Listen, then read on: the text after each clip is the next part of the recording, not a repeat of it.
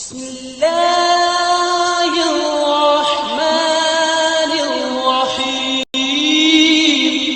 السلام علیکم محترم ناظرین، آج جو قصہ ہم آپ کو سنانے جا رہے ہیں وہ ہے تابوت سکینہ کا۔ یہ شمشاد کی لکڑی کا ایک صندوق تھا جو حضرت آدم علیہ السلام پر نازل ہوا تھا۔ یہ آپ کی آخر زندگی تک آپ کے پاس ہی رہا، پھر بطور میراث یکے بعد دیگرے آپ کی اولاد کو ملتا رہا، یہاں تک کہ حضرت یعقوب علیہ السلام کو ملا اور آپ کے بعد آپ کی اولاد بنی اسرائیل کی قبضے میں رہا، اور حضرت موسیٰ علیہ السلام کو مل گیا تو آپ اس میں تورات شریف اور اپنا خاص سامان رکھنے لگے۔ یہ بڑا ہی مقدس اور بابرکت صندوق تھا۔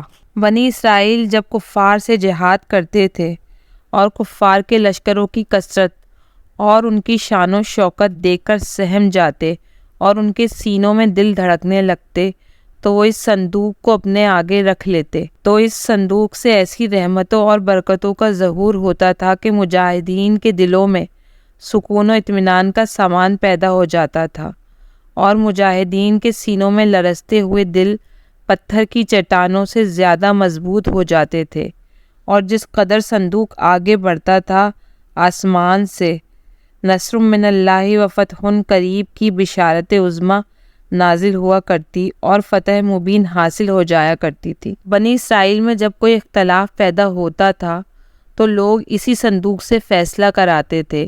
صندوق سے فیصلے کی آواز اور فتح کی بشارت سنی جاتی تھی۔ بنی اسرائیل اس صندوق کو اپنے آگے رکھ کر اور اس کو وسیلہ بنا کر دعائیں مانگتے تھے تو ان کی دعائیں مقبول ہوتی تھیں اور بلاؤں کی، مصیبتیں اور وباؤں کی آفتیں ٹل جایا کرتی تھی۔ الغرض یہ صندوق بنی اسرائیل کے لیے تابوت سکینہ، برکت و رحمت کا خزینہ اور نصرت خداوندی کے نزول کا نہایت مقدس اور بہترین ذریعہ تھا۔ مگر جب بنی اسرائیل طرح طرح کے گناہوں میں ملوث ہو گئے اور ان لوگوں میں معاصی، طغیان اور سرکشی کا دورہ ہو گیا تو ان کی بدعمالیوں کی نحوست سے ان پر خدا کا یہ غضب نازل ہو گیا کہ قوم عمالقہ کے کفار نے ایک لشکر جرار کے ساتھ ان لوگوں پر حملہ کر دیا۔ ان کافروں نے بنی اسرائیل کا قتل عام کر کے ان کی بستیوں کو تخت و تاراج کر ڈالا، عمارتوں کو توڑ پھوڑ کر سارے شہر کو تہس نہس کر ڈالا، اور اس متبرک صندوق کو بھی اٹھا کر لے گئے۔ اس مقدس تبرک کو نجاستوں کے کوڑے خانہ میں پھینک دیا، لیکن اس بے ادبی کا قوم عمالقہ پر یہ وبال پڑا کہ یہ لوگ طرح طرح کی بیماریوں اور بلاؤں کے ہجوم میں جھنجھوڑ دیے گئے۔ چنانچہ قوم عمالقہ کے 5 شہر بالکل برباد اور ویران ہو گئے، یہاں تک کہ ان کافروں کو یقین ہو گیا کہ یہ صندوق رحمت کی بے ادبی کا عذاب ہم پر پڑ گیا ہے، تو ان کافروں کی آنکھیں کھل گئیں۔ چنانچہ ان لوگوں نے اس مقدس صندوق کو ایک بیل گاڑی پر لاد کر بیلوں کو بنی اسرائیل کی بستیوں کی طرف ہانک دیا۔ پھر اللہ تعالیٰ نے 4 فرشتوں کو مقرر فرما دیا جو اس مبارک صندوق کو بنی اسرائیل کے نبی حضرت شمویل علیہ السلام کی خدمت میں لائے۔